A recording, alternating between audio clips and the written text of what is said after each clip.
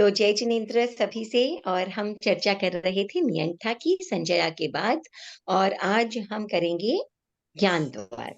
ज्ञान द्वार ऑनवर्ड्स आज हम करते हैं, वो देखते हैं कितना हो पाता है। और ज्ञान ज्ञान यानी उपयोग का एक हिस्सा है ज्ञान। तो ज्ञान में ज्ञान। क्या आ जाता है यहाँ? अज्ञान नहीं लेंगे, केवल ज्ञान ही लेंगे। क्यों? क्योंकि हम नियंठा की बात कर रहे हैं। तो नियंठा यानी निर्ग्रंथ, निर्ग्रंथ यानी साधु। ज्ञान तो होता साधुओं में मैंडेटरी क्या हो गया? मैंडेटरी हो गया, एक मिनट में शायद म्यूट नहीं किया सबको। है। जी। तो नियंठा में क्या हो गया कि निर्ग्रंथ, निर्ग्रंथ यानी साधु। तो साधुओं में सम्यक्त्व का होना तो एसेंशियल है, सबसे पहली चीज ही है सम्यक्त्व। इसीलिए यहाँ पर अज्ञान का कोई प्रश्न नहीं उठता, केवल ज्ञान। ठीक है ना? और ज्ञान के क्या है? 5 के भेद: मति ज्ञान, श्रुति ज्ञान, अवधि ज्ञान, मनः पर्यव ज्ञान और केवल ज्ञान। ठीक है।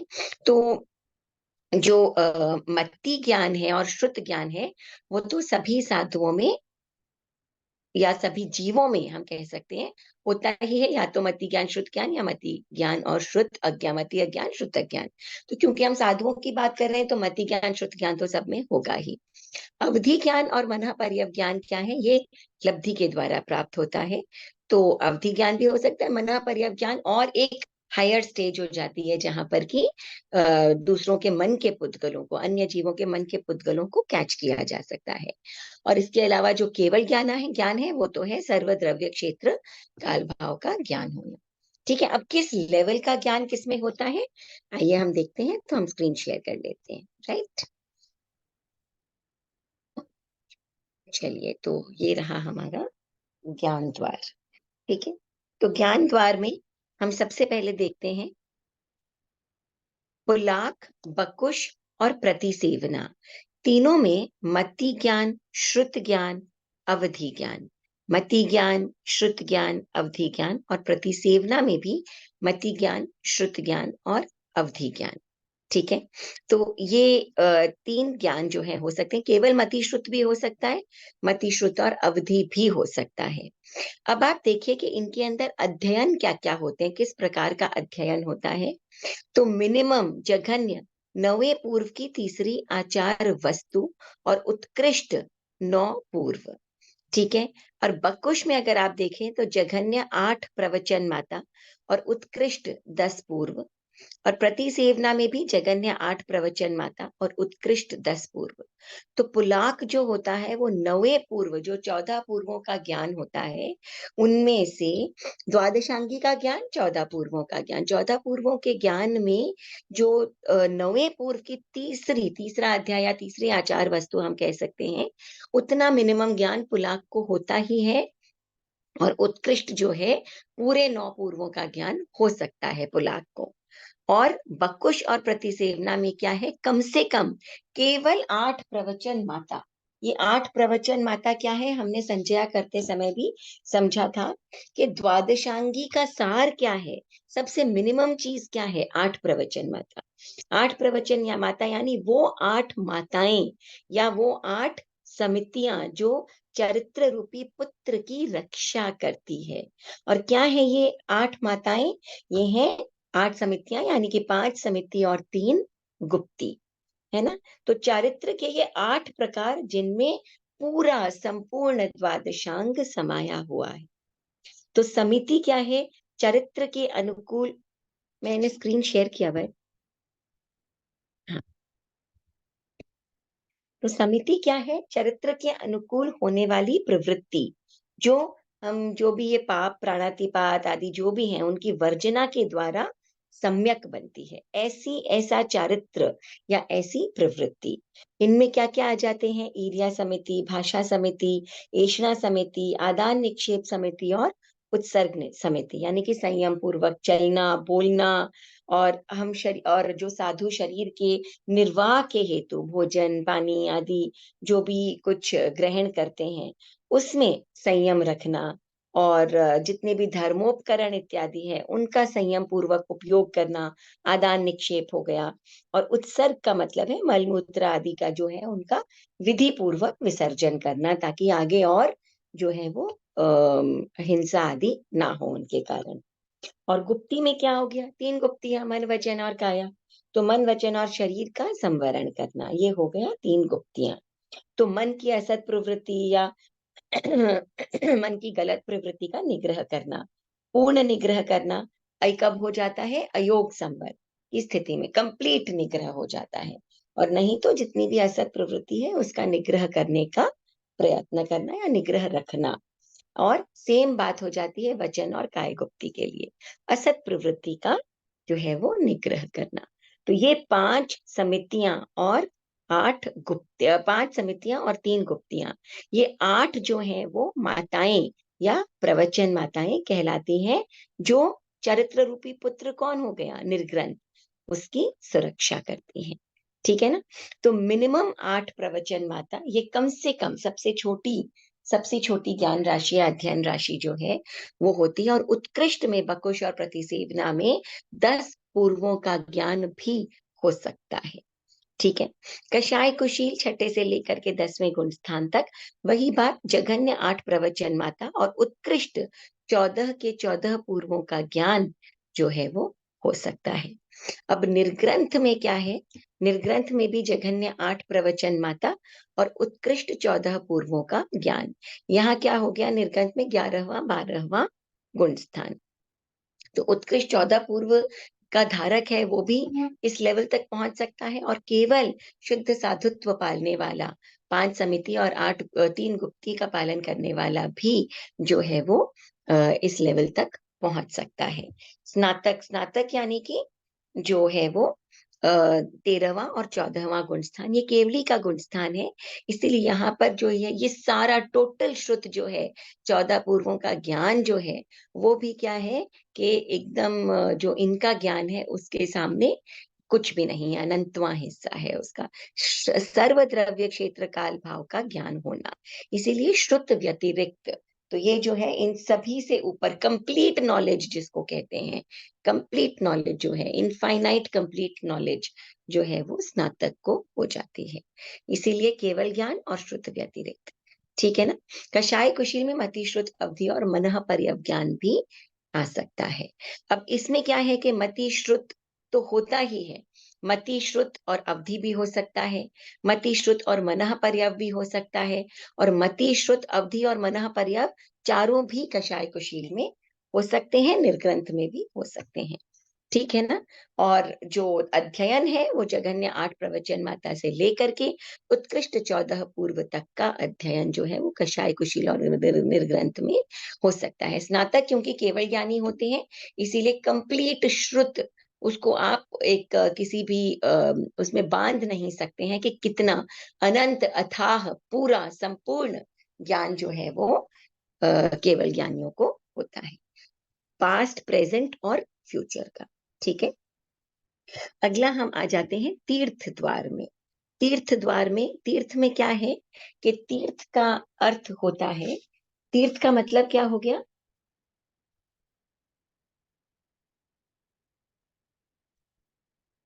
तीर्थ का अर्थ क्या हो गया? तीर्थ का मतलब हो गया है कि अ, किस मार्ग से साधु बने हैं, है ना?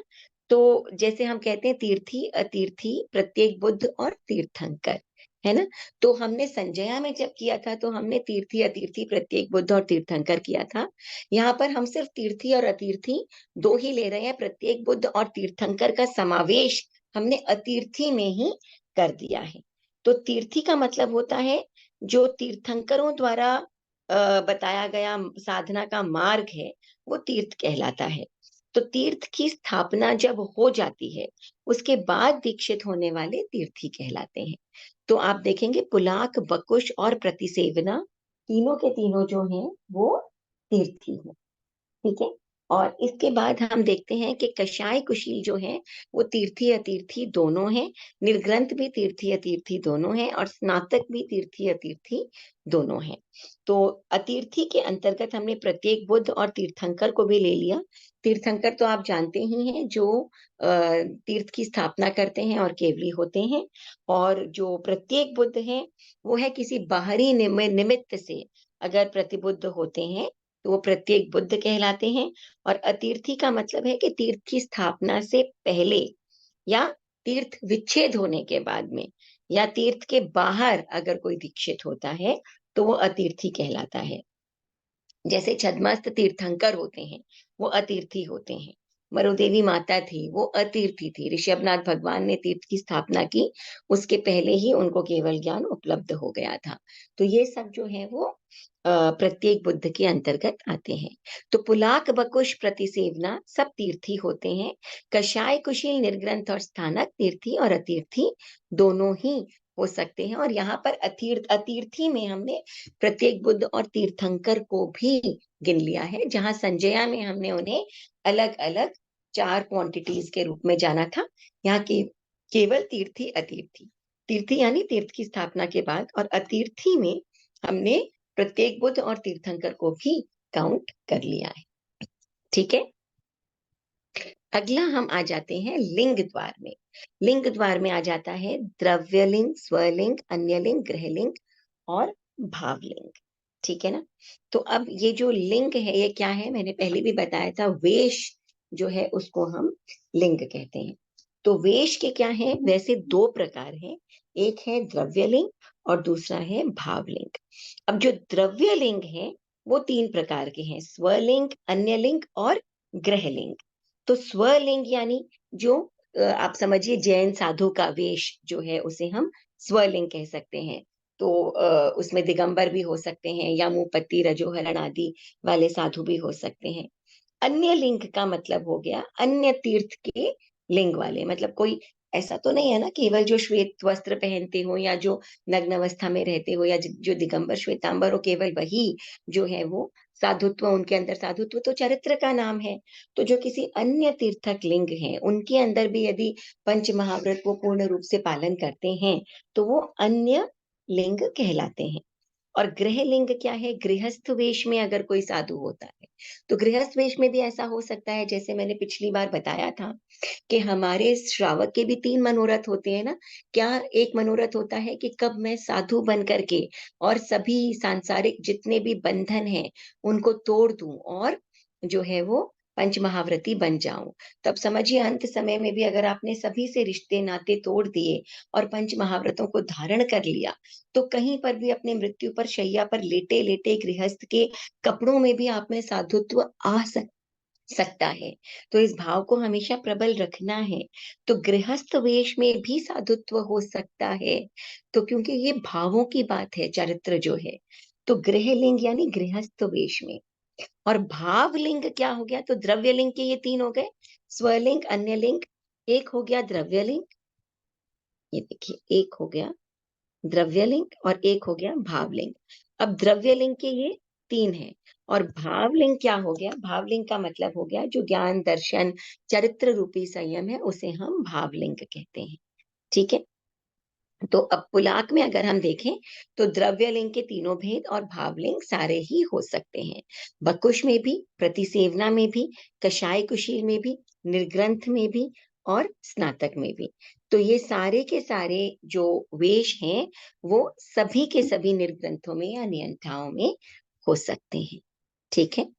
नेक्स्ट हम आ जाते हैं शरीर द्वार में। अब शरीर कौन से हैं, शरीर 5 औदारिक, वैक्रिया, आहारक, तेजस, कार्मण। जो मनुष्य हैं उनको बाय बर्थ या जन्मना जो है वो औदारिक शरीर मिला है। तेजस कार्बन शरीर हमेशा साथ रहता है जब तक जीव मुक्त नहीं हो जाता। तेजस यानी कि इलेक्ट्रिक या जो एनर्जी का शरीर है, और कार्बन यानी कर्मों वाला जो शरीर, जो कि जिसके जो निर्धारित करता है कि अगला स्टेप क्या। और तेजस वो ऊर्जा है जिससे कि वो क्रियान्वित होता है। तो औदारिक, तेजस, कार्बन ये 3 शरीर जन्मना मिले हैं। अब पुलाक जो है उनमें औदारिक, तेजस, कार्मण।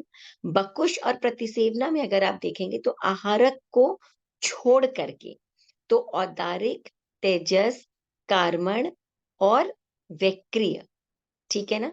तो ये वैक्रिय शरीर भी बकुश और प्रतिसेवना में है, क्योंकि यहाँ पर वो लब्धि के द्वारा बकुश और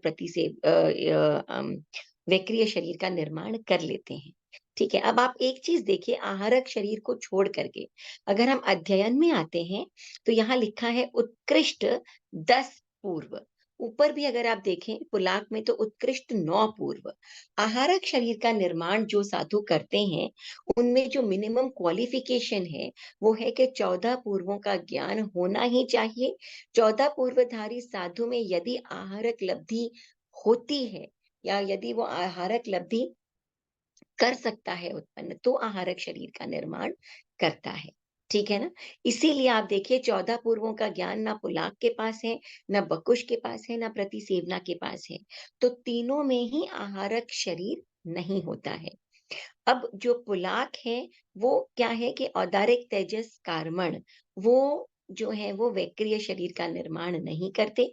बकुश और प्रतिसेवना में ऐसे संस्कार हैं कि अगर आवश्यकता पड़े और लब्धि हो, तो वो वैक्रिय शरीर का निर्माण कर सकते हैं।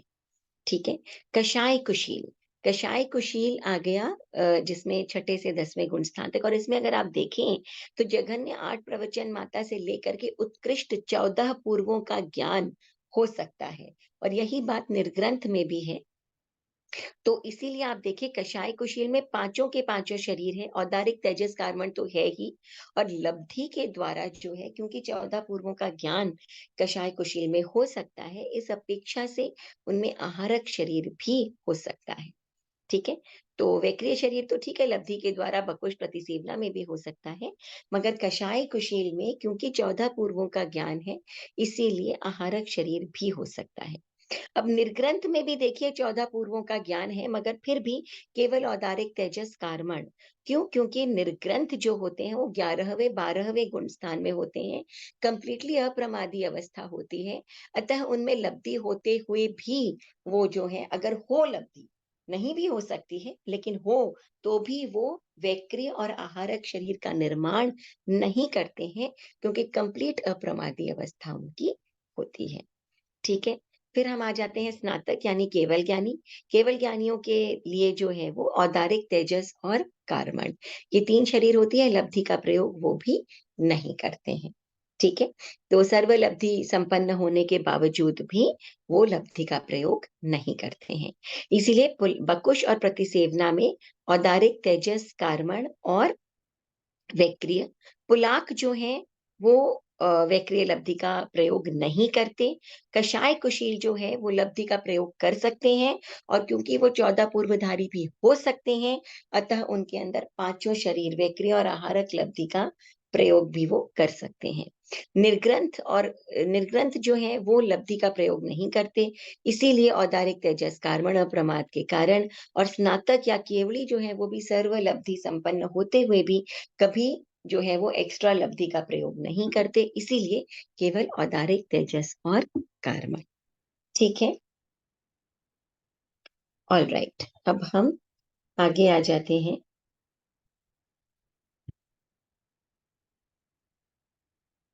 एक क्षेत्र हम और कर लेते हैं यार, उसके बाद ये अवसर्पिणी उत्सर्पिणी हम नेक्स्ट टाइम में देख लेंगे। ठीक है ना? तो क्षेत्र द्वार में आ जाते हैं। अब यहाँ पर क्या है कि पुलाक बकुश प्रतिसेवना जन्म एवं विद्यमानता की अपेक्षा से 15 कर्म भूमि में और संघरण नहीं होता। संघरण का मतलब होता है कभी कोई दुश्मन देव इत्यादि जो हैं वो अपहरण करके और इधर-उधर जो है वो साधुओं को फेंक भी सकते हैं या छोड़ सकते हैं, तो उसे हम कहते हैं संघरण।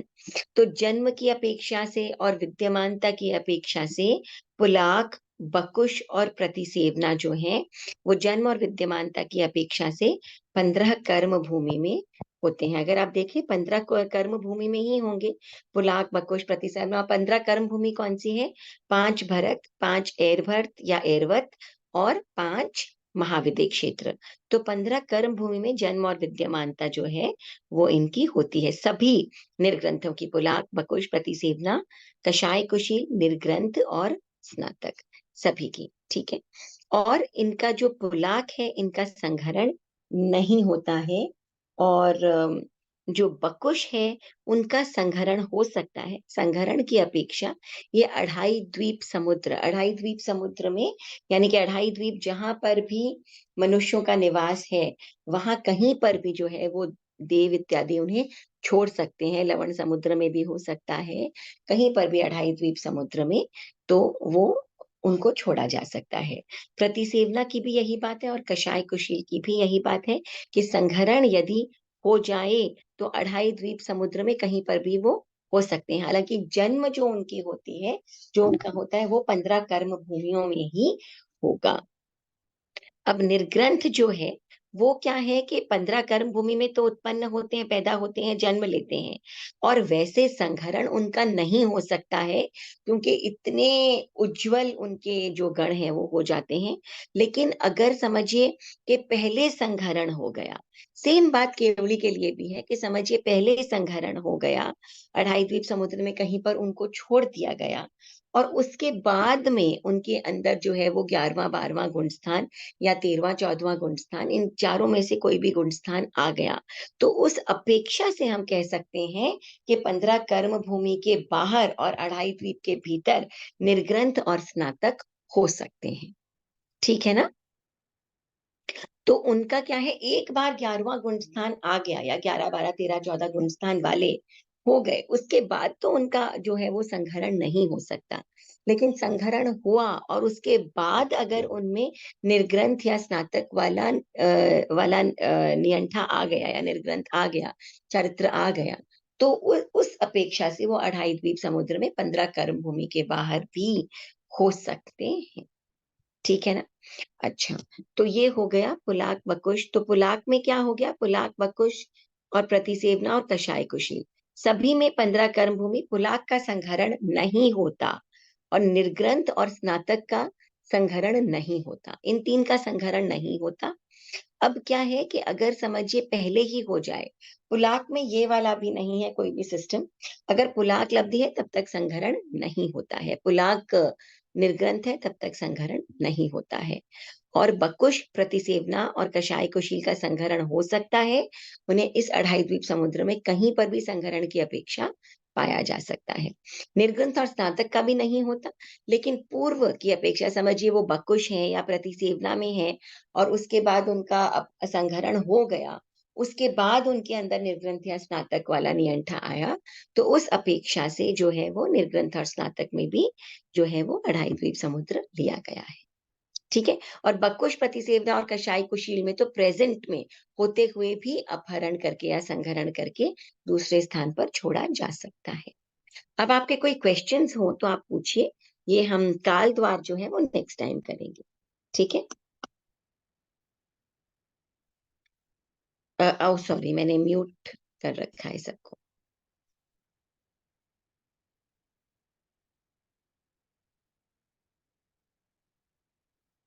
जी, अब आप अनम्यूट कर सकते हैं। भाभी मेरा एक क्वेश्चन है। हाँ जी सरिता जी। हाँ भाभी, जो पुलाव वाले हैं तो हाँ, उनमें लब्धि तो होती होगी ना, वो खाली प्रयोग नहीं करते हैं वह विक्रिय लब्धि का। मतलब देखिए पुलाक जो है, अब वो तो हम कहते हैं ना कि पुलाक क्या होते हैं, वो अपनी लब्धि के द्वारा चक्रवर्ती की सेना तक को रोक सकते हैं। नहीं लेकिन तो फिर पुलाक यहाँ जो पे विक्रिय शरीर क्यों नहीं लिया फिर शरीर में? हाँ, मैं भी यही नहीं, क्वेश्चन। क्योंकि वो वैक्रिय लब्धि का प्रयोग करते नहीं है। अच्छा, करते नहीं है। हाँ, उनमें होती हाँ तो है ना, हाँ, लेकिन वो हाँ, करते करते नहीं नहीं है, पुलाक वाले वैक्रिय लब्धि का प्रयोग नहीं है। करते हैं। एक क्वेश्चन और था भाभी मेरा लिंग द्वार में, कि जैसे हाँ यहाँ पे हमने जैसे द्रव्य लिंग और भावलिंग तो जब ले लिया, तो फिर हाँ, अलग ये स्वलिंग अन्य लिंग गृह लिंग को लेने की क्या अपेक्षा, क्योंकि द्रव्य लिंग के पार्ट द्रव्य ही ये लिंग, दोनों। द्रव्य लिंग और भावलिंग भी हम बोल सकते हैं कि दोनों हाँ हैं। यहाँ केवल द्रव्य लिंग को तीन रूप में समझाया हाँ, गया है कि तो अलग अलग। एक जो है वो श्रमण साधु के रूप में, एक जो है अन्य किसी साधुत्व के वेश में, और तीसरा गृह लिंग के वेश में। तो ये द्रव्य लिंग के ही तीन हिस्से हैं।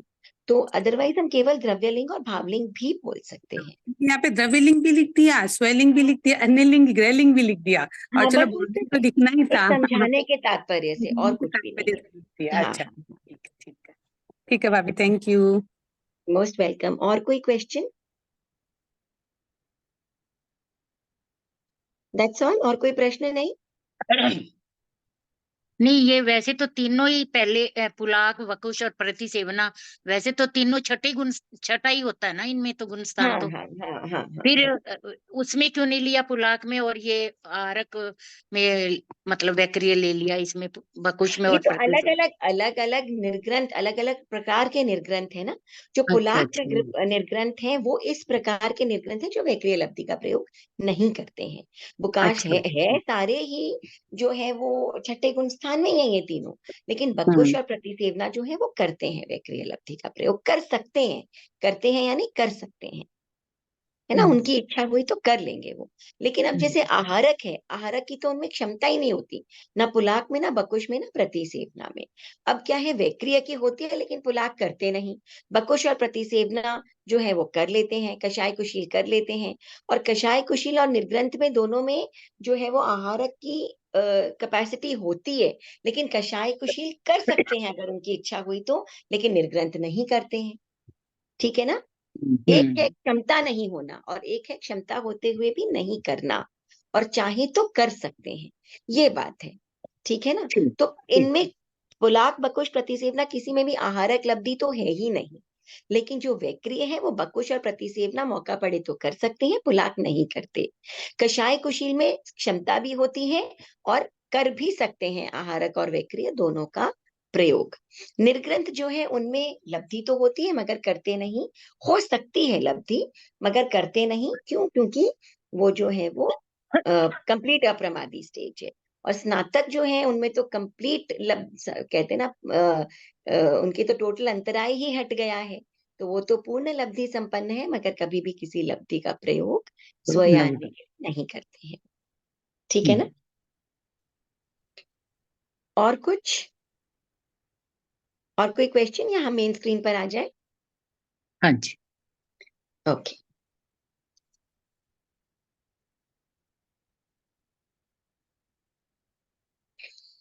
चलिए, तो ये हो गए हमारे कुछ द्वार, और अगला जो द्वार है वो हमारे अर को लेकर के है ना, दूसरे तीसरे चौथे अर में। इसीलिए उसको छोड़ दिया है, तो अगली बार फ्रेश माइंड से हम सिर्फ उसी को बिगिन कर लेंगे। ठीक है ना।